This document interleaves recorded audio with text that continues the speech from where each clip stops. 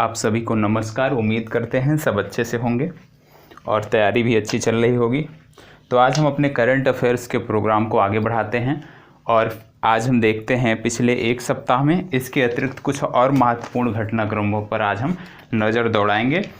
तो जो भी घटनाक्रम आज देखे जाएंगे आपकी प्रारंभिक परीक्षा के लिए बहुत ही महत्वपूर्ण होंगे। चाहे आप किसी स्टेट विशेष का एग्ज़ाम दे रहे हैं या आप यूपीएससी की तैयारी कर रहे हैं, तो वहाँ के लिए भी बहुत सारे महत्वपूर्ण फैक्ट आज आपको बताए जाएंगे। तो अपनी शुरुआत करते हैं हम वैश्विक महामारी से, कोविड-19 से हम अपनी शुरुआत करते हैं। तो इससे जुड़ा हुआ फैक्ट पिछली वीडियो में भी बताया गया था, ठीक है। उसके बाद से इन 3 से 4 दिनों में जो इससे जुड़े हुए अन्य फैक्ट हैं उसके बारे में आज चर्चा हम करेंगे। सबसे पहले कोविड-19 के बारे में जो भारत में घटनाक्रम हुए हैं। सबसे पहला उड़ीसा राज्य है भारत का। उड़ीसा राज्य सरकार ने 1000 बेड की क्षमता वाला हॉस्पिटल 15 दिनों के अंदर तैयार करने के लिए सहमति दी है। उड़ीसा राज्य सरकार 15 दिनों के अंदर 1000 बेड की क्षमता वाला हॉस्पिटल तैयार कर रही है भारत में कोविड-19 को देखते हुए। इसके अतिरिक्त आप जानते हैं रिलायंस ने मुंबई में कोविड-19 से निपटने के लिए एक हॉस्पिटल जो है अभी हाल ही में स्थापित किया है। तो वो आपको पता होना चाहिए कि रिलायंस ने भी इसमें भागीदारी निभाई है। इसके अतिरिक्त आपको ये पता है कि रिलायंस कहाँ पे स्थापित कर रहा है, मुंबई में स्थापित कर रहा है। और मुंबई आप जैसा कि जानते हैं महाराष्ट्र की राजधानी है। और आपको ये भी पता होगा कि महाराष्ट्र जो है अंगदान में अब प्रथम स्थान पर आ गया है। अभी हाल ही में जो रिपोर्ट आई है उसमें अंगदान में प्रथम स्थान पर जो भारत का राज्य है वो महाराष्ट्र है। द्वितीय स्थान पर अब हो गया है तमिलनाडु। पहले तमिलनाडु पहले स्थान पर था अंगदान में, ये भी आपको पता होना चाहिए। इसके अतिरिक्त विश्व स्तर पर पहला देश है भारत जिसने क्या किया है, एंटीबॉडी परीक्षण शुरू किया है। कोरोना संक्रमण को देखते हुए, कोविड-19 के संक्रमण को देखते हुए एंटीबॉडी परीक्षण शुरू करने वाला, प्रारंभ करने वाला विश्व का पहला देश बना है भारत। इसमें क्या होता है, एंटीबॉडी परीक्षण क्या होता है आप जानते हैं। जैसे ही कोई वायरस हमारे शरीर को प्रभावित करता है, तो हमारा शरीर जो है वो एक एंटीजन बनाने लगता है। शरीर हमारा जो है उसके प्रतिरोध के रूप में एक एंटीजन का निर्माण करता है। और जो हमारा एंटीजन हमारा शरीर बनाता है, एंटीजन की तरीके से कार्य करता है, जिससे शरीर में क्या होता है, एंटीबॉडी रेजिस्टेंस विकसित होता है। और जो एंटीबॉडी रेजिस्टेंस जो विकसित होता है, एंटीबॉडी रेजिस्टेंस के कारण ही क्या होता है, हम रोगों से लड़ पाते हैं। एंटीबॉडी रेजिस्टेंस के कारण ही हम रोगों से लड़ पाते हैं। तो अब भारत सरकार प्रयास क्या कर रही है कि जो लोग कोरोना से ठीक हुए हैं, मान लो कोई व्यक्ति है जो कोरोना संक्रमण से ठीक हुआ है, तो सरकार ये प्रयास करेगी कि उसके शरीर में कौन सी एंटीबॉडी का निर्माण हुआ जिससे उसने कोरोना संक्रमण को मात दिया है। फिर भारत सरकार इसी एंटीबॉडी को जो उस व्यक्ति के शरीर में विकसित हुआ था जिसने कोरोना को मात दिया था, भारत सरकार इसी एंटीबॉडी को दूसरे व्यक्ति के शरीर में डालेगी जिससे उसको भी कोरोना के संक्रमण से बचाया जा सके। तो एंटीबॉडी परीक्षण शुरू करने वाला भारत विश्व का पहला देश है, ये आपको स्पष्ट हो गया होगा। इसके अतिरिक्त माई लैब नाम की एक लैब है, माई लैब पुणे में है, ठीक है। इन्होंने किट विकसित किया है कोरोना संक्रमण की जांच के लिए। इसके अतिरिक्त आईआईटी दिल्ली है। आईआईटी दिल्ली ने सबसे सस्ती किट बनाया है जिससे कि कोरोना संक्रमण का पता लगाया जा सके। इसके अतिरिक्त बहुत सारे आईआईटी संस्थान मिलकर कोरोना की वैक्सीन के लिए और सस्ती किट के लिए प्रयासरत हैं। यदि कोई भी इससे जुड़ा हुआ कोई भी फैक्ट आता है तो मैं आपको बताऊंगा। इसके अतिरिक्त आपको ये भी पता होना चाहिए कि कोरोना संक्रमण को देखते हुए, कोविड-19 के संक्रमण को देखते हुए भारत का राज्य है उत्तर प्रदेश ने क्या किया है, पान मसाला जो होता है, पान मसाला को पूरी तरह बैन कर दिया है। क्यों बैन किया है, क्योंकि आप जानते हैं गुटखा या पान मसाला जो भी आप बोलते हैं, इसको जो भी व्यक्ति इसका सेवन करते हैं, वो जो पीक करते हैं कहीं किसी स्थान पर उसको थूकते हैं, तो उससे क्या होता है, कोई दूसरा व्यक्ति यदि मान लीजिए ये गुटखा खाने वाला व्यक्ति कोरोना से संक्रमित है और दूसरा व्यक्ति दूसरा व्यक्ति उस स्थान से गुजरता है जहां इस व्यक्ति ने पीक किया है, थूका है, तो क्या होगा, उस व्यक्ति में भी इसका संक्रमण होगा। और यह आप जानते हैं कि भारत में पान गुटखा पान मसाला का प्रचलन जो है सदियों से चलता आया है और इस समय जो है बहुत भयानक रूप ले लिया है। तो इससे जुड़ा हुआ क्या हो सकता है कि व्यक्ति एक से दूसरे व्यक्ति में इसका फैलाव हो सकता है, भारतीय समाज में इसका फैलाव हो सकता है। इसलिए भारत सरकार के अंतर्गत उत्तर प्रदेश सरकार है, उत्तर प्रदेश सरकार ने क्या किया है, पान मसाला को पूरी तरह से बैन कर दिया है अपने राज्य क्षेत्र में। इसके अतिरिक्त यदि बात किया जाए उत्तर प्रदेश की, तो उत्तर प्रदेश के बारे में आपको 2-3 चीज़ें पता होना चाहिए। क्या, दामिनी हेल्पलाइन महिलाओं की सुरक्षा से संबंधित था, उत्तर प्रदेश ने शुरू किया था। क्या था, दामिनी हेल्पलाइन। इसके अतिरिक्त अशफाक उल्ला खां के नाम से एक चिड़ियाघर भी बना रहा है उत्तर प्रदेश, ये भी आपको पता होना चाहिए। और यदि हम बात करें तो कौशल सतरंग एक मुहिम है, कौशल सतरंग, ये भी मुहिम चालू किया है उत्तर प्रदेश सरकार ने। क्यों किया है इसको, युवाओं को जो है ज़्यादा से ज़्यादा युवाओं को जो है प्रोत्साहित करने के लिए, कौशल विकास कराने के लिए कौशल सतरंग स्कीम भी उत्तर प्रदेश सरकार द्वारा चालू की गई है यूथ इम्प्लीमेंट के लिए, कौशल सतरंग स्कीम। इसके अतिरिक्त यदि हम देखें तो एक चीज़ याद रखिएगा, गाज़ियाबाद पुलिस ने एक मुहिम चालू की है, इसका नाम है वन कॉप वन गैंगस्टर। ये जो मुहिम है इसको किसने प्रारंभ किया है, गाज़ियाबाद पुलिस ने प्रारंभ किया है, ये आपको पता होना चाहिए, बहुत ही महत्वपूर्ण है। आपसे पूछा जा सकता है कि one cop one gangster scheme किस राज्य की पुलिस के अंतर्गत चलाया जा रहा है, तो यह उत्तर प्रदेश की गाज़ियाबाद पुलिस द्वारा चलाया जा रहा है। इसके अतिरिक्त पिछले दिनों गाज़ियाबाद पुलिस ने तिपहिया जो वाहन होते हैं इन पे कंट्रोल करने के लिए एक मुहिम चालू की थी, इसके बारे में मैंने बताया भी है। तो जो लोग मेरी वीडियो जो है रेगुलर देखते हैं उनसे अपेक्षा करता हूं कि ये उत्तर इसका देंगे कि किस मुहिम को गाज़ियाबाद पुलिस ने चलाया था तिपहिया वाहनों पर कंट्रोल करने के लिए, ये आपको बताना है। इसके अतिरिक्त अभी हाल ही में IMF, सबने सुना होगा IMF का नाम। IMF ने एक ट्रैकिंग सॉफ्टवेयर बनाया, एक ट्रैकिंग देशों को ट्रैक करने के लिए कौन सा देश कोविड-19 के संक्रमण से निपटने के लिए किस तरह के कदम उठा रहा है, वो आवश्यक हैं या नहीं आवश्यक हैं, उसको ट्रैक करने के लिए IMF ने एक मुहिम चालू की है, ये आपको पता होना चाहिए। और IMF ने जो मुहिम चालू की है तो IMF के बारे में भी पता होना चाहिए। IMF के यदि आप जानते होंगे भारतवंशी हैं गीता गोपीनाथ, सबने नाम सुना होगा, गीता गोपीनाथ, ये क्या हैं, मुख्य आर्थिक सलाहकार हैं IMF की, ये आपको पता होना चाहिए। क्रिस्टलीना जॉर्जिवा, ये यहाँ की प्रमुख हैं IMF की, क्रिस्टलीना जॉर्जिवा, ये IMF की प्रमुख हैं, ये आपको पता होना चाहिए, 2 नाम। अब यदि आपसे प्रश्न में पूछा जाए कि किस वैश्विक संस्था ने सभी देशों के कोविड-19 संक्रमण के ऊपर कार्य को ट्रैक करने के लिए एक नई मुहिम चालू की है या एक नया ट्रैकर अभियान चालू किया है, तो वो कौन सा है, IMF है, ये आपको पता होना चाहिए। इसके अतिरिक्त आप जानिएगा कि SBI भारत का बैंक है, स्टेट बैंक ऑफ इंडिया, इसने क्या किया है, इसने घोषणा किया है कि जो भी इसका शुद्ध लाभ होगा, SBI जो भी शुद्ध लाभ कमाएगा इन दिनों, उसका 0.25% खर्च कहाँ पर करेगा, कोरोना संक्रमित पीड़ितों के लिए। कोरोना पीड़ितों के लिए जो है SBI अपने शुद्ध लाभ का, इस समय जो भी लाभ कमाता है उसके शुद्ध लाभ का 0.25% या 1/4 कह सकते हैं, 1/4 जो भाग उसका जो है कोरोना संक्रमित के लिए खर्च करेगा, ये भी आपको पता होना चाहिए। अब SBI की बात आई है तो SBI के बारे में 2 फैक्ट आप जान लीजिए। क्या, SBI ने माइक्रोसॉफ्ट के साथ मिलकर, माइक्रोसॉफ्ट कंपनी है, माइक्रोसॉफ्ट के साथ मिलकर SBI ने क्या किया है, दिव्यांगजनों को प्रशिक्षित करने का प्रारंभ किया है, दिव्यांगजनों को ट्रेनिंग देने का कार्यक्रम प्रारंभ किया है SBI ने, किसके साथ मिलकर, माइक्रोसॉफ्ट के साथ मिलकर। और जब माइक्रोसॉफ्ट की बात आती है तो तुरंत आपके दिमाग में क्या आना चाहिए, वर्ष 2030 तक माइक्रोसॉफ्ट ने बोला है कि ये क्या हो जाएंगे, कार्बन न्यूट्रल हो जाएंगे।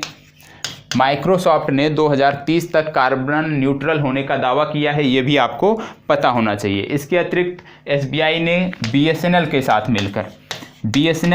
मिलकर एक ऐप बनाया है। ऐप जो संबंधित है वो है भारत इंस्टा पे ऐप, जैसे आप फ़ोन पे यूज करते हैं उसी तरह से है भारत इंस्टा पे ऐप। किसने बनाया है, BSNL ने बनाया है, SBI के साथ मिलकर बनाया है, ये आपको पता होना चाहिए।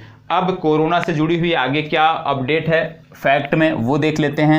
फीफा आप जानते होंगे, फीफा ने क्या किया है? सुनील छेत्री का नाम आपने सुना होगा, भारतीय फुटबॉलर हैं सुनील छेत्री का नाम सुना होगा आपने, सबने सुना होगा। नॉर्थ ईस्ट के किस राज्य से आते हैं ये आपको कमेंट बॉक्स में बताना है। सुनील छेत्री भारतीय फुटबॉलर हैं, नॉर्थ ईस्ट के किस राज्य से आते हैं ये आपको कमेंट बॉक्स में बताना है। इनको क्या घोषित किया है? जो ये फीफा है ये एक मुहिम चला रहा है। क्या चला रहा है? ये चला रहा है kick the corona out. Kick the corona out जो मुहिम चला रहा है, इसके लिए भारत में इन्होंने सुनील छेत्री को जोड़ा है कि भारत में जो भारत के लोग हैं सुनील छेत्री से जुड़ाव रखते हैं, वो इस मुहिम में ज़्यादा से ज़्यादा लोग जुड़ें। किक द कोरोना आउट ये मुहिम किसने चलाया है? फीफा ने चलाया है। और फीफा का जो मुख्यालय है ये अक्सर पूछा जाता है। आप जानते हैं विश्व की जो फुटबॉल बॉडी है उसको बोलते हैं फीफा, और फीफा का मुख्यालय है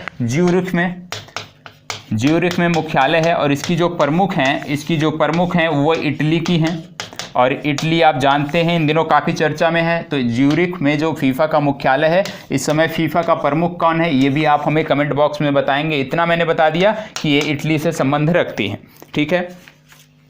अब यदि और हम देखें इससे जुड़ा हुआ, तो कोविड-19 से जुड़ा हुआ फैक्ट और जो है वो देख लेते हैं। आपसे अपेक्षा करता हूं कि कोविड-19 आज दूसरे दिन बताया जा रहा है। फर्स्ट वीडियो में भी मैंने बताया था कोविड-19 के बारे में जुड़े हुए फैक्ट को, आज भी बता रहा हूं। तो जब तक कोविड-19 का ये क्रम चलता रहता है, आपको क्या करना है? सारी चीज़ों को एक जगह ही नोट करना है। इससे फ़ायदा क्या होगा? यदि आप एग्ज़ाम में जाते हैं तो क्विक रिवीजन आपका आसानी से हो जाएगा, जो भी कोविड-19 से जुड़ा हुआ फैक्ट रहता है, ठीक है। अब इसमें क्या है फैक्ट में? इंदौर आप जानते हैं सबसे स्वच्छ शहर है भारत का। तो इंदौर ने क्या किया है? सैनिटाइज करने के लिए इंदौर के कुछ क्षेत्र हैं उनको सैनिटाइज करने के लिए क्या किया है? ड्रोन का उपयोग किया है। ये आपको पता होना चाहिए। पूछा जा सकता है कि भारत के किस शहर ने अपने क्षेत्र को सैनिटाइज करने के लिए ड्रोन का उपयोग किया है, तो उसका उत्तर हो जाएगा इंदौर। दूसरा, क्या कोई विश्व में ऐसा और शहर है जो ड्रोन का उपयोग कर रहा है? जी हाँ, दुबई का नाम याद रखिएगा, यूएई में आता है दुबई। दुबई ने क्या किया है? दुबई ने किया है कि जैसे आप जानते हैं कोविड-19 को देखते हुए हर जगह जो है सतर्कता बरती जा रही है, तो दुबई क्या कर रहा है? कोविड-19 से जुड़ी हुई या और भी जो आवश्यक जानकारियां हैं उनको जनता तक पहुंचाने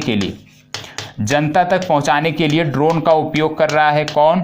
दुबई शहर जो है वो भी जनता तक आवश्यक सूचनाओं को पहुंचाने के लिए ड्रोन का उपयोग कर रहा है। अब हम बार बार ड्रोन देख रहे हैं, ड्रोन के बारे में पढ़ रहे हैं, तो ये भी आपको पता होना चाहिए जो ड्रोन होते हैं इसमें एक बोलते हैं रॉक ड्रोन। ये क्या होता है? जैसे आप स्पाई पर्पस के लिए इसका उपयोग करो, तो रॉक ड्रोन जो होते हैं इसको कंट्रोल करने के लिए भारत सरकार के अंतर्गत एक आईआईटी है। क्या है? आईआईटी मद्रास। ये कार्य कर रही है। क्या कार्य कर रही है? कि जो ड्रोन होते हैं, जो खतरनाक ड्रोन होते हैं, उनसे कैसे निपटा जाए, उनको कैसे मार गिराया जाए, उसके लिए आईआईटी मद्रास एक ड्रोन विकसित कर रही है। ये भी आपको पता होना चाहिए, ठीक है। अब हम बात कर लेते हैं सार्क के बारे में। सार्क ने अभी हाल ही में आप जानते हैं सार्क ने क्या किया है? इलेक्ट्रॉनिक प्लेटफॉर्म विकसित किया है। किसके लिए किया है? कोविड-19 के लिए। कोविड-19 के लिए सार्क ने इलेक्ट्रॉनिक प्लेटफॉर्म विकसित किया है। अब सार्क ने किया है तो सार्क के अंतर्गत बहुत सारी संस्थाएं होती हैं, तो किसने किया है? इसके अंतर्गत किया है एसडीएमसी ने किया है। क्या किया है? इलेक्ट्रॉनिक प्लेटफॉर्म विकसित किया है कोविड-19 से निपटने के लिए। यदि आपसे परीक्षा में पूछा जाए किस वैश्विक संस्था ने कोविड-19 से निपटने के लिए एक इलेक्ट्रॉनिक प्लेटफॉर्म की शुरुआत की है, या किस क्षेत्रीय संस्था ने कोविड-19 से निपटने के लिए एक इलेक्ट्रॉनिक प्लेटफॉर्म की शुरुआत की है, तो उसका उत्तर हो जाएगा सार्क। इसमें एग्जाम्पल में आपको दे सकता है बिम्स्टेक दे सकता है, आसियान दे सकता है, सार्क दे सकता है, तो आपको पता होना चाहिए सार्क ने किया है। और सार्क के अंतर्गत एसडीएमसी ने किया है, जिसको बोलते हैं सार्क आपदा प्रबंधन केंद्र। जो इसके अंतर्गत जो आपदा प्रबंधन का संस्थान है, आपदा प्रबंधन की जो संस्था जो आपदा प्रबंधन को देखती है सार्क के अंतर्गत, उसके द्वारा जो है इलेक्ट्रॉनिक प्लेटफॉर्म शुरू किया गया है। ये आपको पता होना चाहिए। अब सार्क की बात आ रही है तो सबको पता है सार्क का हेडक्वार्टर कहाँ है? काठमांडू में है।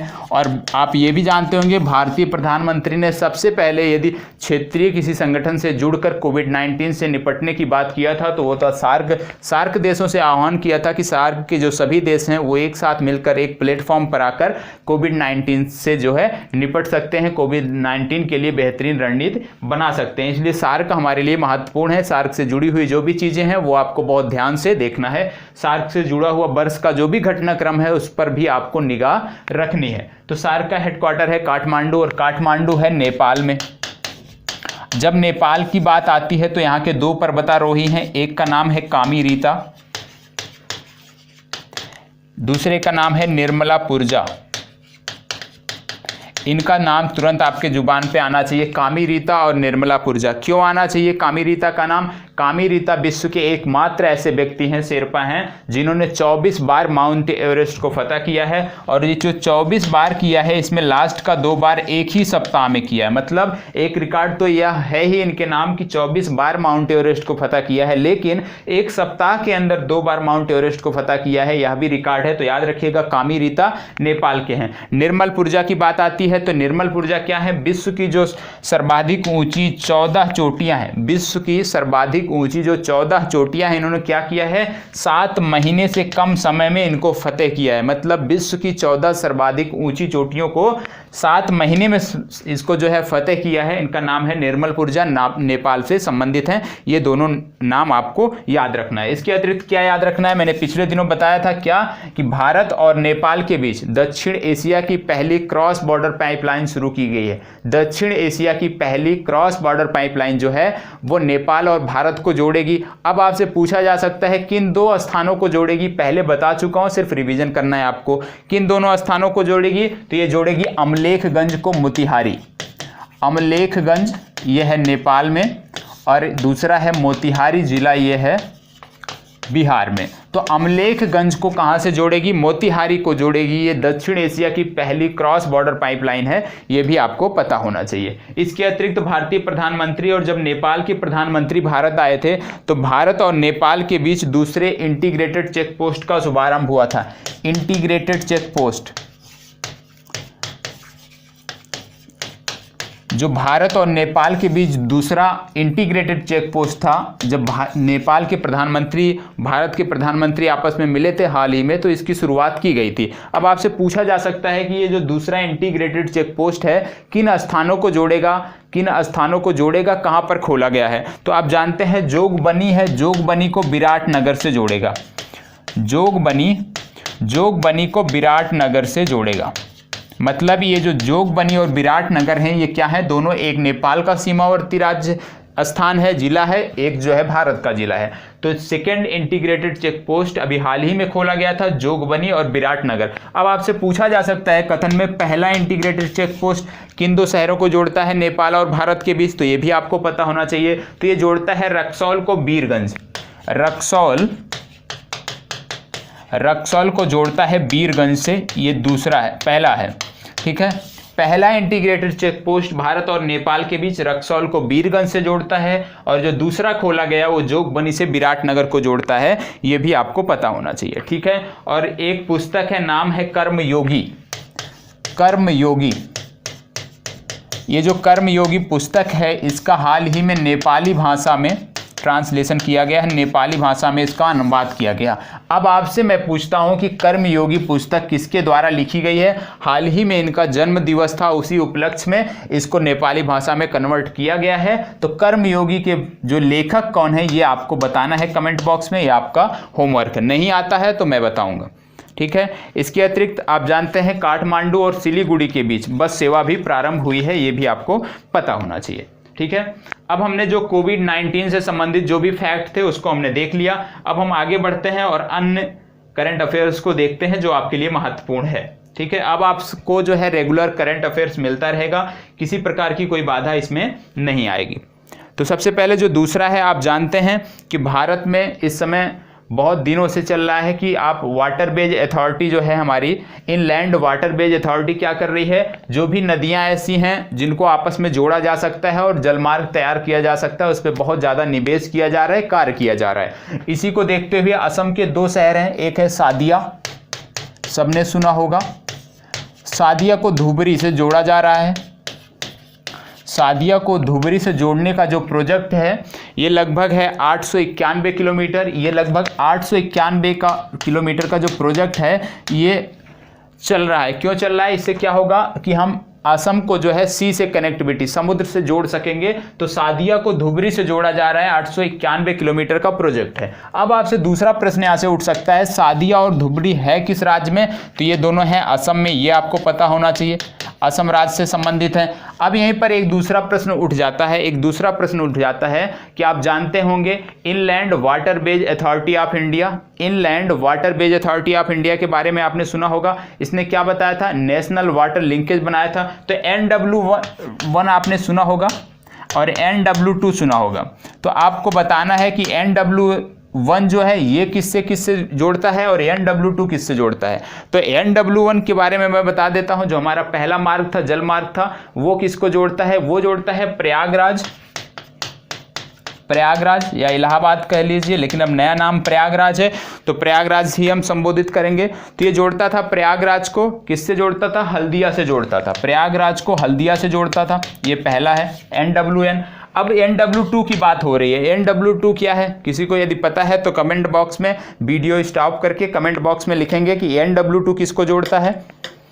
NW2 किसको जोड़ता है ये आपको कमेंट बॉक्स में बताना है, ठीक है। यदि थोड़ा सा भी आपने पढ़ा होगा तो आपको आंसर इसी में मिल गया होगा।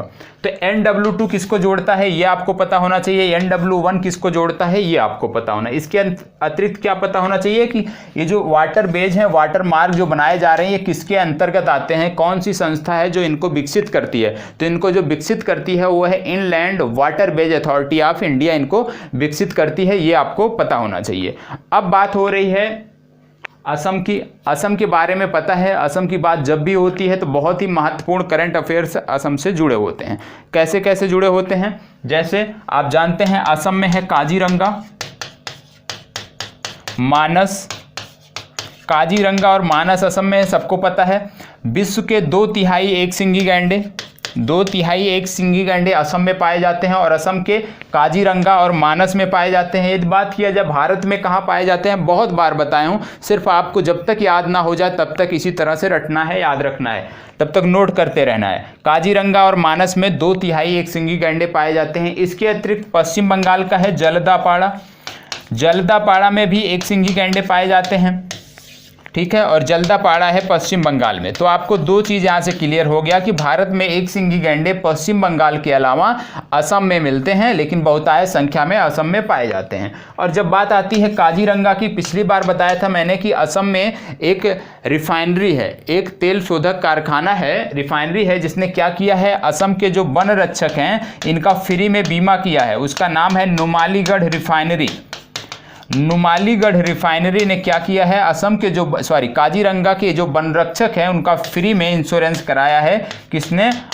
नुमालीगढ़ रिफाइनरी ने। तो आपसे पूछा जा सकता है किस रिफाइनरी द्वारा असम के काजीरंगा के वन रक्षकों का फ्री बीमा कराया गया है, तो वो उत्तर हो जाएगा नुमालीगढ़, ये आपको पता होना चाहिए। इसके अतिरिक्त और कौन कौन से यहाँ पे जो है राष्ट्रीय उद्यान है, नेशनल पार्क है असम में, तो नामेरी और ओरंग, ये दो और याद रखना है आपको, नेशनल पार्क असम से संबंधित। इसके अतिरिक्त पिछले दिनों चर्चा चल रही थी कि क्या ITBP जो है, ITBP को असम राइफल्स से मर्ज करने की चर्चा चल रही थी, लेकिन इसका ITBP ने विरोध किया है, इसके बलों ने विरोध किया, सैन्य बलों ने।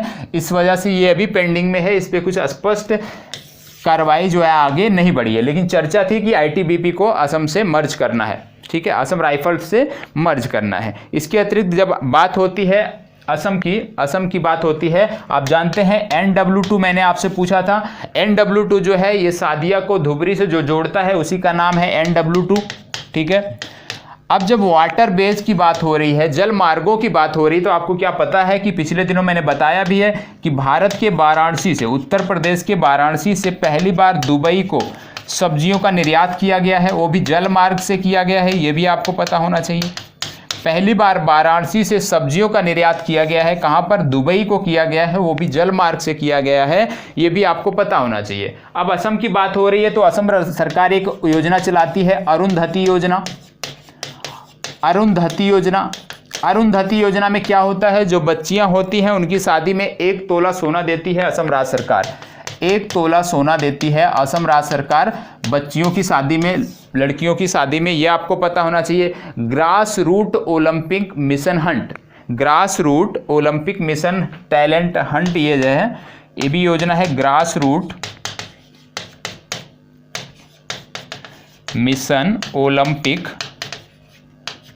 टैलेंट हंट, एक योजना है grass root mission Olympic talent hunt. ये जो योजना है क्या है, असम राज्य सरकार जो अपने यहाँ के बालक बालिकाएं हैं उनको प्रोत्साहित करना चाहती है खेलों के प्रति, जिससे वो क्या हो, ओलंपिक में जाके पदक हासिल कर सकें, ओलंपिक में पदक हासिल कर सकें, ये आपको पता होना चाहिए। अब आगामी ओलंपिक जो है, ग्रीष्मकालीन ओलंपिक कहाँ होने वाला है ये भी आपको पता होना चाहिए। निश्चित रूप से वो टलेगा क्योंकि इस समय कोविड-19 का प्रकोप चल रहा है, तो वैश्विक अर्थव्यवस्थाएं एकदम ठप पड़ी है। इसके अतिरिक्त देशों के जो है संचार और आप जानते हैं परिवहन तंत्र जो है विफल हो गया है, एक प्रकार से रोक दिया गया है, विफल नहीं कह सकते हम, रोक दिया गया है। तो जो अब आगामी जो हमारा ओलंपिक होने वाला था वो निश्चित रूप जापान में होने वाला था, तो निश्चित रूप से वो टाला जाएगा, ये भी आपको पता होना चाहिए। तो अगला ओलंपिक कहाँ होने वाला है, शीतकालीन की बात हो या ग्रीष्मकालीन की बात हो, वो आपको पता होना चाहिए, ठीक है। इसके अतिरिक्त यहाँ पर है एक डॉन बॉस्को विश्वविद्यालय, ये भी आपको पता होना चाहिए। डॉन बॉस्को विश्वविद्यालय असम में है, ये बहुत ही महत्वपूर्ण है। क्यों? क्योंकि फिनलैंड की एक संस्था है, उसके द्वारा इसको बेस्ट विश्वविद्यालय का पुरस्कार दिया गया था दक्षिण एशिया में, तो ये आपको पता होना चाहिए डॉन बॉस्को विश्वविद्यालय है कहाँ पर। इसके अतिरिक्त 2 यहाँ पर पुल बने थे बहुत पहले, क्या नाम था, एक का नाम था बोगीबील, एक का नाम था बोगीबील और दूसरे का नाम था भूपेन हजारिका सेतु।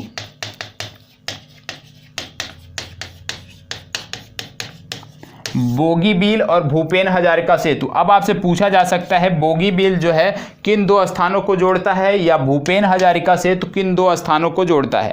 तो बोगीबील की बात किया जाए तो ये धेमाजी एक स्थान है, धेमाजी को जोड़ता है डिब्रूगढ़ से, धेमाजी को डिब्रूगढ़ से जोड़ता है बोगीबील पुल, जबकि भूपेन हजारिका सेतु जो है ये ढोला को सादिया से जोड़ता है,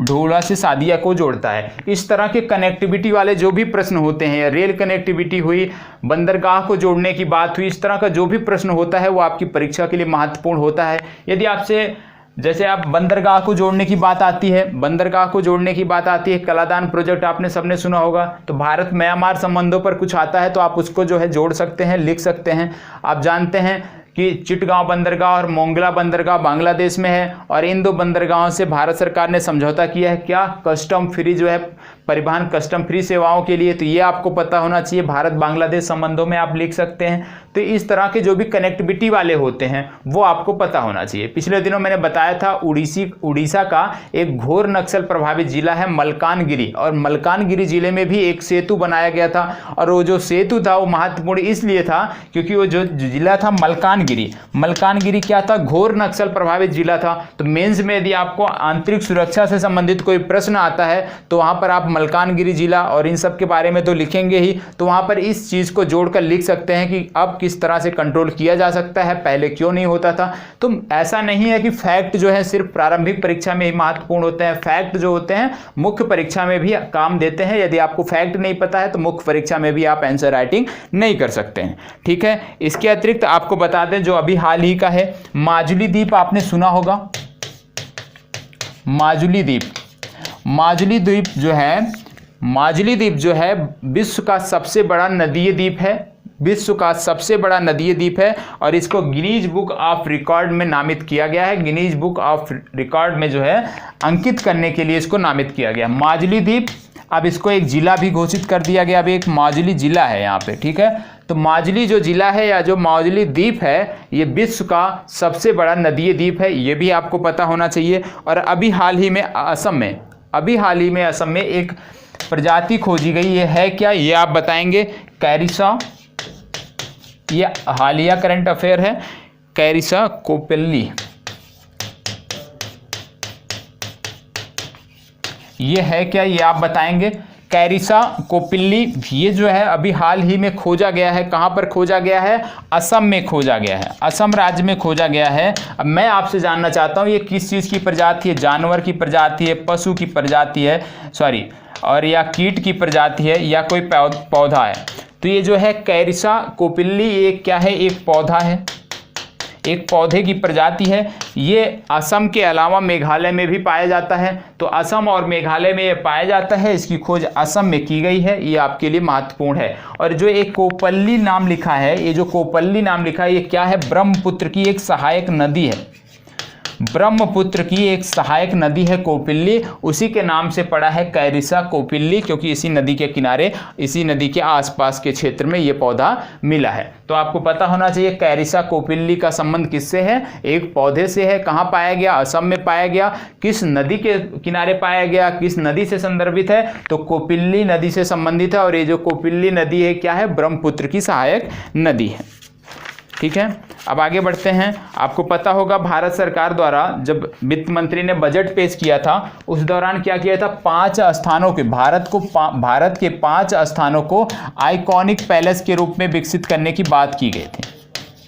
भारत के 5 स्थानों को आइकॉनिक पैलेस के रूप में, प्लेस के रूप में विकसित करने की बात की गई थी। तो आपसे पूछा जा सकता है ये स्थान कौन कौन से हैं। तो ये पहला स्थान आता है राखीगढ़ी, ये आपको पता होना चाहिए, महत्वपूर्ण प्रश्न है आपके लिए। दूसरा है हस्तिनापुर। तीसरा आता है हमारा शिवसागर, और चौथा जो है ये है धौलावीरा। पांचवा जो है ये महत्वपूर्ण है, नाम थोड़ा टिपिकल है इसलिए इंग्लिश में लिख दे रहा हूं, ADICHANALURU, ठीक है, एडी चन्नलूर, धौलावीरा, शिवसागर, हस्तिनापुर, राखीगढ़ी। सबसे पहले इसमें क्या, किस तरह के प्रश्न पूछे जा सकते हैं, इस तरह से नाम देके पूछा जा सकता है कि इसमें से कौन सा है जिसको आइकॉनिक पैलेस के रूप में विकसित किया जाएगा, स्थान के रूप में विकसित किया जाएगा। दूसरा क्या पूछा जा सकता है कि किस राज्य से संबंधित है, जैसे राखीगढ़ी के बारे में पूछा जा सकता है कि राखीगढ़ी किस राज्य से संबंधित है, तो राखीगढ़ी हरियाणा राज्य से संबंधित है। फिर आपसे पूछा जा सकता है हस्तिना किस राज्य से संबंधित है, तो उत्तर प्रदेश से संबंधित है। दूसरा आता है शिवसागर बहुत कम लोगों ने सुना होगा, तो शिवसागर किस राज्य से संबंधित है, जिसकी चर्चा अभी हम कर रहे थे, ये आसाम से संबंधित है। फिर चौथा आता है धौलावीरा, सबने सुना होगा, सबने पढ़ा होगा प्राचीन भारत में धौलावीरा के बारे में, तो धौलावीरा कहाँ पे है, धौलावीरा गुजरात से संबंधित है, ये आपको पता हो गया। फिर एडाचन्नलूर, ये कहाँ से है, जैसे नाम से ही स्पष्ट है कि दक्षिण भारत का है, तो दक्षिण भारत का ये तमिलनाडु से है। ठीक है, इन 5 स्थानों को भारत सरकार द्वारा आइकॉनिक प्लेसेस के स्थान पर, प्लेसेस के नाम से विकसित किया जा रहा है, आइकॉनिक। ठीक है, ये आपको पता होना चाहिए, 5 नाम आपको पता होने, कहाँ से संबंधित है। राखीगढ़ी के बारे में यदि आप फैक्ट जानते होंगे तो आपको पता है राखीगढ़ी जो है सबसे बड़ा हड़प्पन पुरा स्थल था। राखीगढ़ी जो है ये सबसे बड़ा हड़प्पन पुरा स्थल था। और धौलावीरा के बारे में एक फैक्ट है कि 3 भागों में विभाजित एकमात्र शहर था। क्या था, 3 भागों में विभाजित एकमात्र शहर था धौलावीरा, ये आपको पता होना चाहिए। और आपको पता है कि गुजरात में एक बंदरगाह भी था, क्या नाम था, लोथल बंदरगाह, सबको पता होगा, लोथल बंदरगाह था। और ये जो लोथल था किस नदी के किनारे है, ये भी पूछा जा सकता है कि लोथल किस नदी के किनारे है, लोथल किस नदी के किनारे है, शायद भोगोवा नदी के किनारे है, कंफर्म कर लीजिएगा।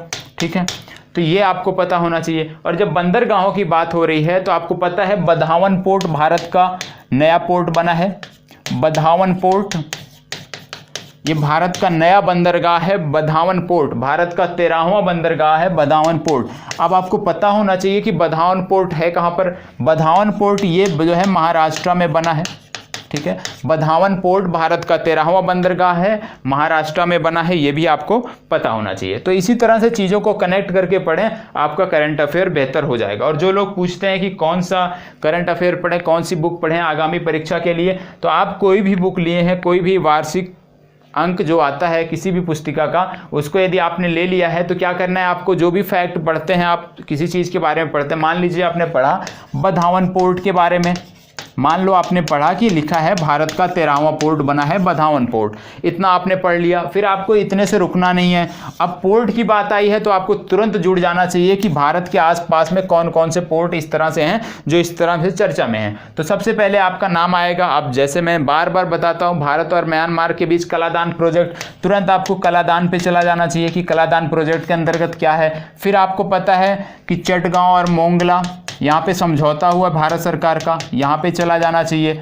फिर आपको इसी तरह आप श्रीलंका में जा सकते हैं। श्रीलंका आप जानते हैं, श्रीलंका का जो कोलंबो पोर्ट है, कोलंबो पोर्ट का ईस्ट टर्मिनल जो है उसको भारत और जापान मिलकर विकसित कर रहे हैं। तो इसी तरह से आपको जो है अंतर्राष्ट्रीय स्तर पर देख लेना है। फिर राष्ट्रीय स्तर पर जो जो पोर्ट हैं भारत के, जैसे अभी हाल ही में एक पोर्ट का नाम बदला गया है, वह कौन सा पोर्ट है इतना बता दे रहा हूँ। ईस्ट पोर्ट, भारत के ईस्ट भाग में, वेस्ट भाग में, पश्चिमी भाग में स्थित पोर्ट है जिसका नाम अभी हाल ही में बदला गया है, ये आपको पता होना चाहिए। तो इसी तरह से जब चीज़ों को जोड़ के पढ़ेंगे तो समग्रता से आपको चीज़ें समझ में आएंगी और बेहतर होंगी। यदि आप सिर्फ इतना पढ़ के ही रह जाते हैं कि बधावन पोर्ट भारत का 13वां पोर्ट बना है, मुंबई में है या महाराष्ट्र में है, तो इससे आपका काम चलने वाला नहीं है। क्यों नहीं चलने वाला है? क्योंकि सारे लोग वही बुक, कम से कम उसका जो है कुछ नहीं तो 50,000 प्रतियाँ बिकती होंगी, और 50,000 प्रतियाँ बिकती होंगी मतलब 50,000 से 1 लाख लोग वही बुक, सेम बुक पढ़ते होंगे, और सारे लोग यही रट के बैठे हैं कि बधावन पोर्ट महाराष्ट्र में है। तो इस तरह से काम चलने वाला नहीं है, आपको कुछ अतिरिक्त मेहनत स्वयं से करनी है। ठीक है, तो नेक्स्ट टाइम से प्रयास करूंगा कि जो वार्षिक जो करंट अफेयर्स हैं, क्योंकि अभी तो बुक मिल नहीं पा रही है, आप जानते हैं लॉकडाउन के चलते मिल नहीं पा रही है, जो वार्षिक करंट अफेयर्स है हमारा, प्रत्येक शनिवार को जब भी हम सोमवार को आते हैं, प्रत्येक सोमवार को, तो हमें क्या करना है, जो हमारा वार्षिक करंट अफेयर्स है कम से कम इसके 5 से 6 प्रश्न जो है इसके हों, और बाकी जो दैनिक घटनाक्रम चलते रहे हों उसके हों। या तो ये भी प्रयास किया जा सकता है कि एक दिन इसी के लिए रख लिया जाए, वार्षिक करंट अफेयर्स रिवीजन के लिए सप्ताह में एक दिन रख लिया जाए, जिसमें हम जो वार्षिक घटनाक्रम होंगे उसको जो है करंट से जोड़ के किस तरह से देखा जाए उसको कर लेंगे। इसके लिए आप लोगों के सुझाव आमंत्रित हैं, जिस तरह से आप लोग बताएंगे उस तरह से कार्यक्रम चलाया जाएगा। यदि आप चाहेंगे सप्ताह में एक दिन जो हमारा वार्षिक करंट अफेयर्स आ गया है सबका, उसका रिवीजन किया जाए, उसको जोड़कर अच्छे से पढ़ा जाए, तो उस पर भी काम किया जा सकता है। यदि आप चाहते हैं कि सप्ताह में जब हम एक दिन आते हैं उसी ही दिन कुछ समय निकाल के इसको देखा जाए, तो वो भी हो सकता है। आपके सुझाव आमंत्रित हैं, जैसा आप लोग बोलेंगे उसी तरह से हमें आगे बढ़ना है। तो अभी हाल ही में भारत सरकार के ministry of food and processing industry जो है, इसके द्वारा क्या किया गया है, ऑपरेशन ग्रीन चलाया गया है। ऑपरेशन ग्रीन, अब आपसे पूछा जा सकता है कि ऑपरेशन ग्रीन है क्या, किसने चलाया है? बता दिया मैंने कि ministry of food and processing industry, ठीक है, इसके द्वारा चलाया गया है। इसकी मंत्री हैं हरसिमरत कौर बादल, पंजाब की हैं, ये यहाँ की मंत्री हैं, इस मंत्रालय की मंत्री हैं। अब आपसे पूछ रहा हूँ मैं कि ऑपरेशन ग्रीन है क्या।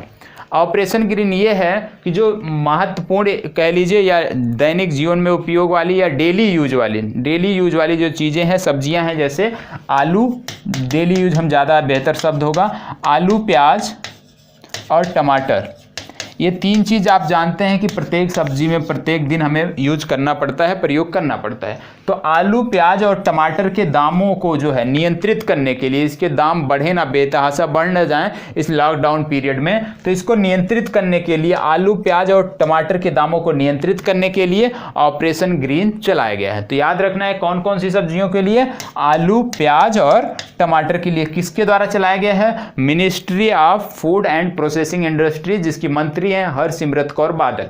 इतनी जानकारी आपको होनी चाहिए। ठीक है, अब आगे बढ़ते हैं। आप सबने सुना होगा प्रधानमंत्री गरीब कल्याण योजना, सबने सुना होगा कि क्या क्या कार्यक्रम इसमें है। तो इसमें किसानों के लिए सबसे पहले हम देख लेते हैं कि क्या कार्यक्रम है। सबने पढ़ा होगा लेकिन आपका रिवीजन हो जाएगा।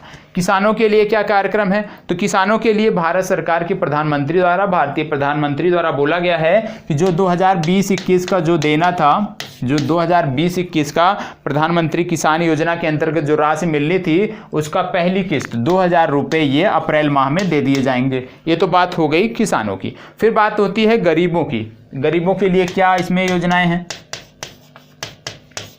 गरीबों के लिए क्या योजनाएं हैं? तो आप जानते हैं गरीबों के लिए योजनाएं हैं कि जो भी जनधन महिला खाता धारक हैं, जनधन महिला खाता धारक हैं, पुरुष की बात नहीं हो रही है, महिला खाता धारक, जनधन के अंतर्गत जिन महिलाओं का खाता खुला था, जनधन योजना के अंतर्गत जिन भी महिलाओं का खाता खुला था, उनको अगले 3 महीने तक, मतलब 3 महीने तक 500 रुपये प्रति माह दिए जाएंगे। मतलब टोटल 1500 रुपये 3 माह में दिए जाएंगे। किनको दिए जाएंगे? जनधन योजना के अंतर्गत जिन भी महिलाओं का खाता खुला है। ये हो गया गरीबों की बात। फिर बात आती है गैस सिलेंडर की बात हुई है, फ्री गैस सिलेंडर की बात हुई है। किनको? जिनको उज्ज्वला योजना के तहत सिलेंडर मिला हुआ था, जिनको भी उज्ज्वला योजना के तहत सिलेंडर मिला हुआ था, 3 महीने में, अगले 3 महीने में कम से कम 8 करोड़ गरीब परिवारों को इससे लाभान्वित करने की सरकार की योजना है। अब आपसे पूछा जा सकता है कि ये जो गैस सिलेंडर वाली योजना थी हमारी, सबसे सफल योजना थी इस सरकार की, उज्ज्वला योजना सबसे सफल योजना थी मेरी नज़रों में।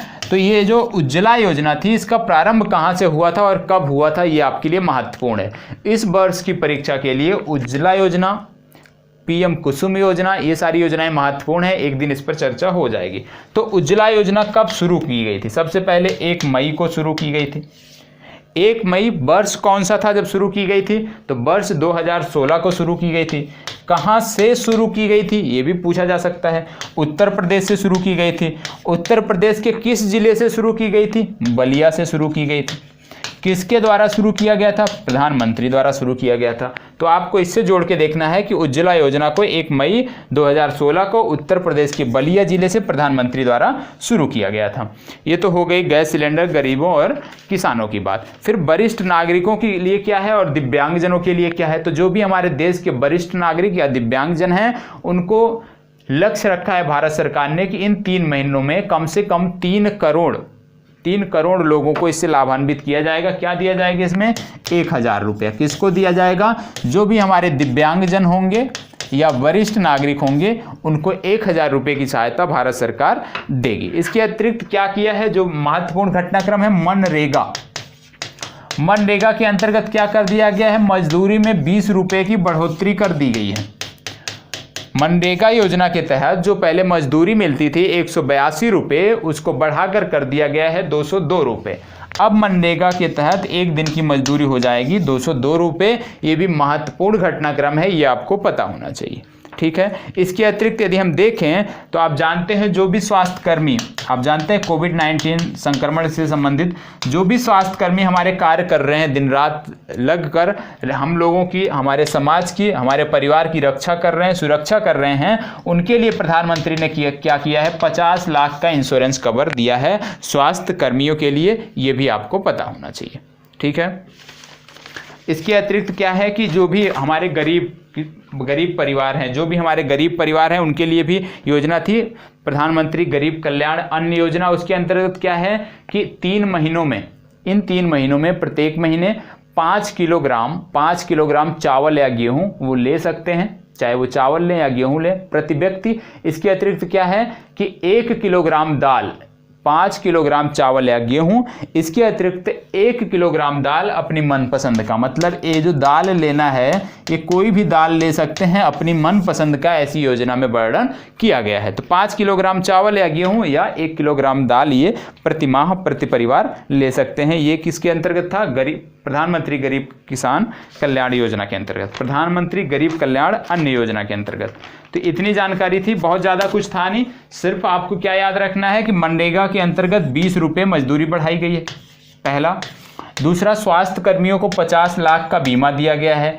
तीसरा, दिव्यांगजन और जो वृद्ध नागरिक हैं, वरिष्ठ जन हैं, उनको क्या है? 1000 रुपये। चौथा, क्या किया गया है कि जो भी हमारी महिलाएं हैं जिनका जनधन के अतिरिक्त खाता खुला था, जनधन के अंतर्गत खाता खुला था, उनको 500 रुपये की सहायता 3 महीने तक लगातार दी जाएगी। इसके अतिरिक्त जिनको उज्ज्वला के अंतर्गत सिलेंडर मिला हुआ था गरीब परिवारों को, उनका क्या है? सिलेंडर को रिफिल किया जाएगा और इससे 3 करोड़ परिवारों को लाभान्वित करने की सरकार की योजना है। इसके बारे में एक डिटेल से वीडियो अलग से बनेगी, तो आप वहाँ से देख लीजिएगा। अब इन दिनों कुछ रोबोट चर्चा में थे, उसकी बात हम कर लेते हैं। ठीक है, ज़्यादा कुछ है नहीं, 20 मिनट की और क्लास आपकी बची है। तो रोबोट के बारे में क्या है? माइक्रोसॉफ्ट आप सब जानते होंगे कंपनी है। माइक्रोसॉफ्ट जो कंपनी है, इन्होंने क्या किया है? US disease control, United states का जो डिजीज कंट्रोल बोर्ड है उसके साथ माइक्रोसॉफ्ट ने मिलकर एक रोबोट बनाया है। क्या नाम है इसका? क्लेरा रोबोट तैयार किया है, ये आपको पता होना चाहिए। माइक्रोसॉफ्ट ने यूएसए के डिजीज कंट्रोल बोर्ड के साथ मिलकर क्लेरा नामक रोबोट बनाया है, ये आपको पता होना चाहिए। और जब बात आती है माइक्रोसॉफ्ट की, तो माइक्रोसॉफ्ट का एक प्रोग्राम है, इसका नाम था यूथ स्पार्क प्रोग्राम। पिछले दिनों मैंने बताया है, ये भी आपको पता होना चाहिए। यूथ स्पार्क प्रोग्राम किसका है? माइक्रोसॉफ्ट का। इसके अतिरिक्त गोल इनिशिएटिव, ये आपका होमवर्क है, पढ़ाया गया है। गोल इनिशिएटिव किसका है? बी थिंक डिजिटल किसका प्रोग्राम है? ये आप हमें बताएंगे। यूथ स्पार्क मैंने बता दिया माइक्रोसॉफ्ट का प्रोग्राम है। गोल इनिशिएटिव और बी थिंक डिजिटल किसका प्रोग्राम है, ये आपको कमेंट बॉक्स में बताना है। क्लेरा नामक रोबोट को बनाया है माइक्रोसॉफ्ट ने, किसके साथ मिलकर? यूएसए डिजीज कंट्रोल बोर्ड के साथ मिलकर बनाया है। अब जब बात आ रही है रोबोट की, तो पिछले दिनों कुछ रोबोट चर्चा में थे, उनका नाम आपको पता होना चाहिए, जैसे सोफिया, व्योमित्रा,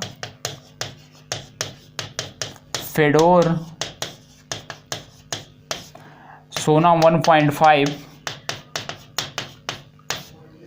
और एक है सुरैना।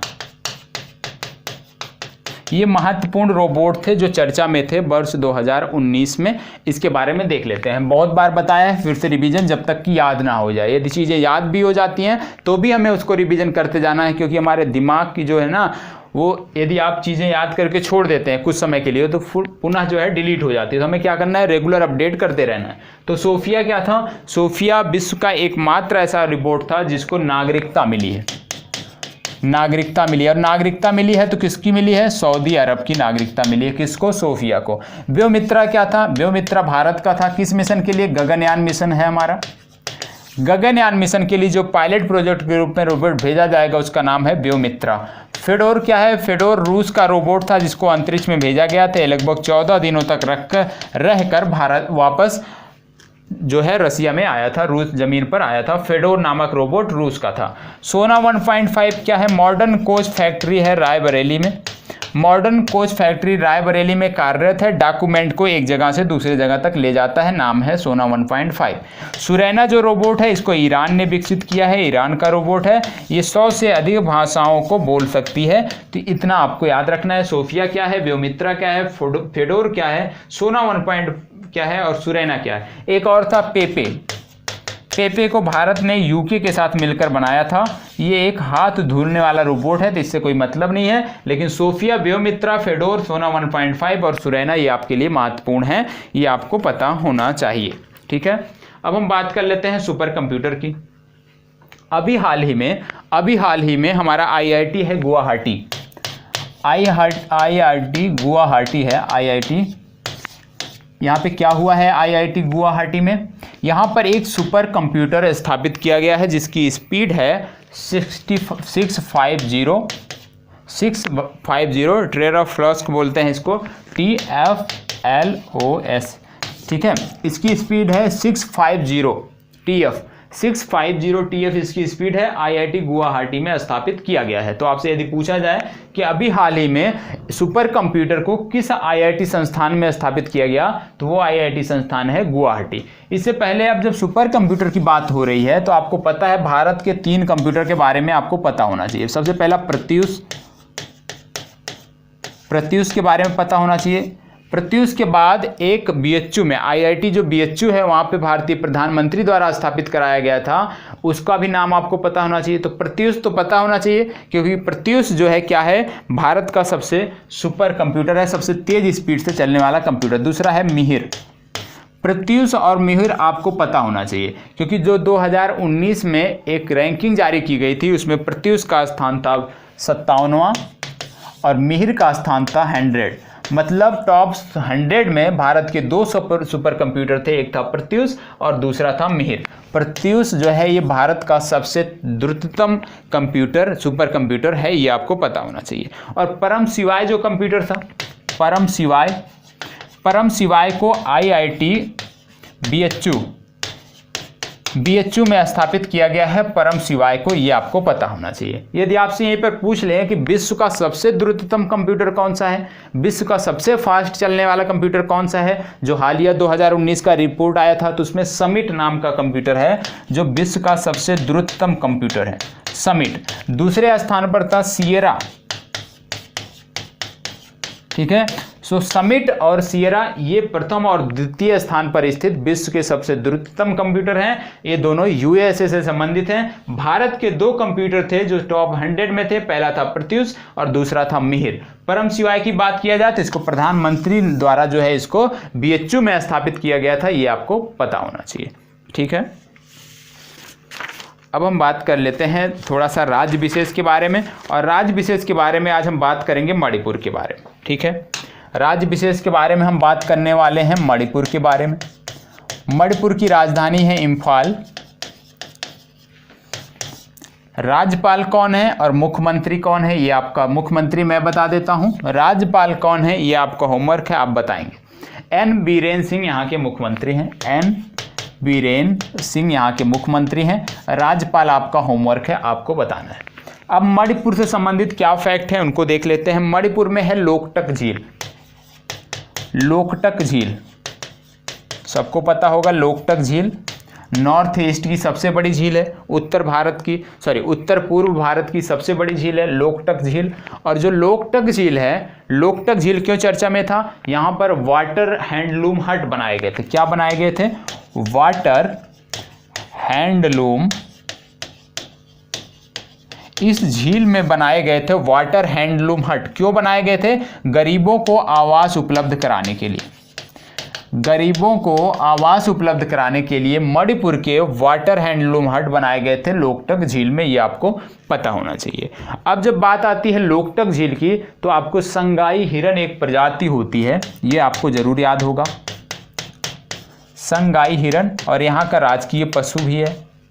ये जो संगाई हिरन है ये लोकटक झील में पाया जाता है। लोकटक झील में एक राष्ट्रीय उद्यान है, लोकटक झील में एक राष्ट्रीय उद्यान है, नाम है किबुल लामझाओ। इसी क्षेत्र में आता है, लोकटक झील के ही क्षेत्र में आता है किबुल लामझाओ। ये जो किबुल लामझाओ है ये क्या है, विश्व का एकमात्र तैरता राष्ट्रीय उद्यान, विश्व का एकमात्र तैरता राष्ट्रीय उद्यान है किबुल लामझाओ। और इसी किबुल लामझाओ में पाया जाता है संगाई हिरन जो मणिपुर का राजकीय पशु है, ठीक है, ये आपको पता हो गया। अब यदि हम बात करें कि मणिपुर को जो है आपको पता है विशेष राज्य का दर्जा मिला है, तो यदि आपसे पूछा जाए किस अनुच्छेद के अंतर्गत मणिपुर को विशेष राज्य का दर्जा मिला है तो आपसे बताना पड़ेगा 371C आर्टिकल 371 सी के अंतर्गत मणिपुर को विशेष राज्य का दर्जा मिला हुआ है, ये आपकी जानकारी के लिए जरूरी था, ठीक है। इसके अतिरिक्त मणिपुर की एक खिलाड़ी है, नाम है MC मैरी कॉम, सबको पता है MC मैरी कॉम। और अभी हाल ही में इन्होंने दिल्ली में एक पदक जीता था, एक टूर्नामेंट जीता था, क्या था, छठा विश्व चैंपियनशिप जो आयोजन हुआ था, इसका आयोजन किया गया था मुक्केबाजी का, छठा मुक्केबाजी का विश्व चैंपियनशिप का आयोजन किया गया था दिल्ली में। और इसकी विजेता थी महिला वर्ग में कौन, MC मैरी कॉम। MC मैरी कॉम 2 कंपनियों की ब्रांड एम्बेसडर है, नंबर 1 है पूमा, नंबर 2 है BSNL। इन दोनों कंपनियों की ब्रांड एम्बेसडर भी हैं MC मैरी कॉम, ये आपको पता होना चाहिए। मणिपुर का एक गांव है फेंग गांव, ये आपसे पूछा गया एक परीक्षा में, अभी हाल ही में ये जो है राजस्थान की एक परीक्षा में पूछा गया था कि फेंग गांव का संबंध किस राज्य से है, तो ये जो फेंग गांव है ये मणिपुर से संबंधित है। क्यों, क्योंकि ये जो है कार्बन पॉजिटिव टैग वाला गांव है। क्या है, कार्बन पॉजिटिव टैग वाला ग्राम है फेंग गांव, मणिपुर से संबंधित है, ठीक है।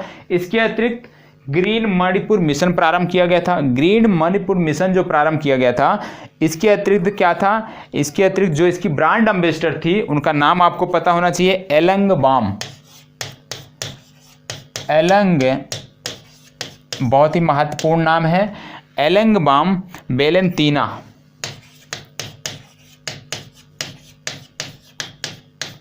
देवी।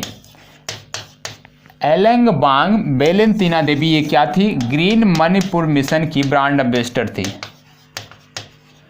ग्रीन मणिपुर मिशन की ब्रांड एम्बेसडर थी एलेंगबांग वेलेंतीना देवी, ये आपको पता होना चाहिए। ठीक है, इसके अतिरिक्त शिशु और बच्चों को पूरे भारत में स्तनपान कराने में जो सबसे टॉप राज्य था वो था मणिपुर। याद रखिएगा, शिशु और बच्चों को स्तनपान कराने में जो सर्वोच्च राज्य है भारत का वो है मणिपुर। और जब स्तनपान की बात आती है तो आपको एक केमिकल का नाम तुरंत आना चाहिए, बिस्फेनॉल ए, BISPHBENOL।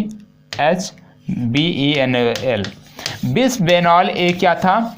ये बच्चों की जो दूध की बॉटल होती है, उसमें एक खतरनाक रसायन पाया गया था जिसका नाम था बिस्फेनॉल ए, ये भी आपको पता होना चाहिए।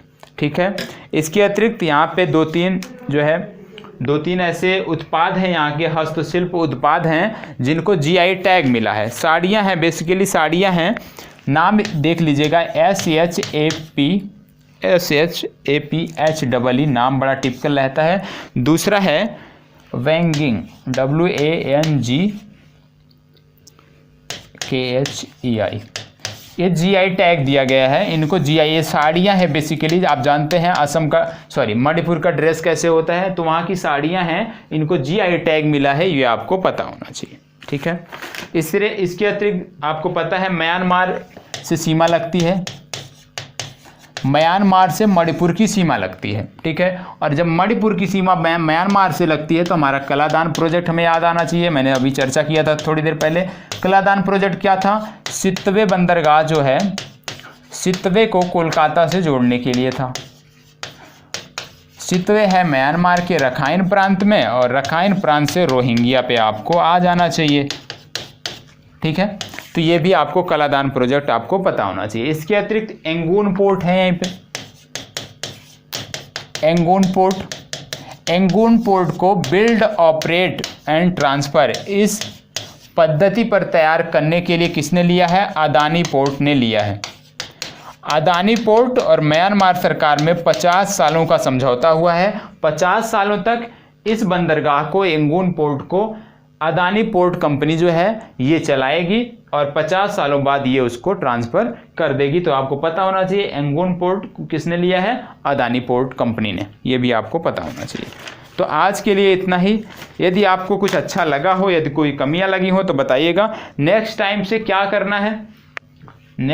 हमें क्या करना है, आप रेगुलर पढ़ेंगे यही, या जो हमारा वार्षिक करंट अफेयर्स है उसके लिए अतिरिक्त एक दिन यदि चाहते हैं तो भी बताएं। यदि इसी में आप कुछ समय चाहते हैं कि वार्षिक भी हल किया जाए, वार्षिक भी देखा जाए, प्लस रेगुलर का भी देखा जाए, तो उसके लिए भी आप कमेंट बॉक्स में जो है कमेंट कर बता सकते हैं। ठीक है, इस समय थोड़ी सी समस्या चल रही होगी, आप सबके साथ भी है, हमारे साथ भी है, तो इस वजह से उस वे में करंट अफेयर्स नहीं आ पा रहा है। लेकिन अब प्रयास करूंगा कि आपको रेगुलर, लगातार आपको नियमित अपडेट मिलती रहे। तो सप्ताह के पहले कोई ज़रूरी नहीं, एक सप्ताह के अंतर्गत अगला करंट अफेयर्स आपका, अभी जब तक सारी चीज़ें रेगुलर नहीं हो रही हैं, जब तक अभी तक सार्वजनिक परिवहन चालू नहीं हो रहे हैं, ये 14 तारीख तक, 14 अप्रैल तक जब तक सारी चीज़ें व्यवस्थित नहीं हो रही हैं, तब तक के लिए आपका जो करंट अफेयर्स का प्रोग्राम है, हो सकता है 3 दिन बाद आपको फिर से एक करंट की वीडियो मिले, हो सकता है 4 दिन बाद मिले, तो 7 दिन के पहले पहले आपको एक और वीडियो मिल जाएगी।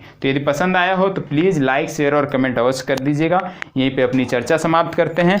इसके अतिरिक्त मास्क का प्रयोग जरूर करें। यदि आप भीड़ भाड़ वाले स्थान पर जा रहे हैं तो प्लीज़ मास्क का प्रयोग करें, और यदि भीड़ भाड़ वाले स्थान पे जा रहे हैं तो यदि हो सके तो ग्लव्स का प्रयोग करें। हम लोग रेगुलर ग्लव्स का प्रयोग करते हैं, संस्थान आए थे तो लगा के आए थे, तो मास्क का प्रयोग जरूरी है। ठीक है, जितने सतर्कता बरतेंगे, यदि आप सतर्क रहेंगे, आप सतर्कता बरतेंगे, तो आप भी खुश रहेंगे, आप भी अच्छे रहेंगे, आप भी सेहतमंद रहेंगे, आपके परिवार के लोग भी सेहतमंद रहेंगे, और आपका जो समाज है वो भी सेहतमंद रहेगा, वो भी सुरक्षित रहेगा। तो समाज की सुरक्षा वर्तमान समय में आपके हाथों में है, क्योंकि आप जानते हैं अभी तक कोविड-19 की कोई वैक्सीन नहीं बनी है। तो जागरूकता के माध्यम से हम इसके प्रसार को रोक सकते हैं। तो आप लोगों से विनम्र निवेदन है कि अपने आसपास के लोगों को भी जागरूक करें, घर परिवार के लोगों को जागरूक करें, जिससे समाज में इस बीमारी के प्रसार को रोका जा सके। ठीक है, तो यहीं पे अपनी चर्चा समाप्त करते हैं। पसंद आए तो प्लीज़ लाइक, शेयर और कमेंट, और जो भी सुझाव देना है कि आप रेगुलर यही वीडियो चाहते हैं, इसी में चाहते हैं कि वार्षिक करंट अफेयर्स को देखा जाए या अतिरिक्त से वार्षिक को देखा जाए, उसके बारे में आपके सुझाव सादर आमंत्रित हैं। ठीक है, नमस्कार।